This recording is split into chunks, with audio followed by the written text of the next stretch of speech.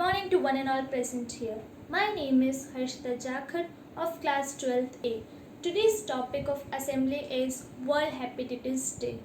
World Hepatitis Day takes place every year on 28th July, bringing the world together under a single theme and to raise awareness of global burden of viral hepatitis and to influence real change.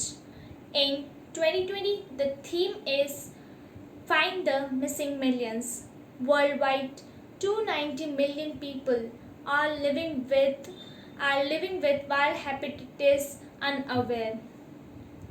World Hepatitis Day is one of 8 official global campaigns provided by World Health Organizations. So, now it's time to test, time to treat, and time to cure.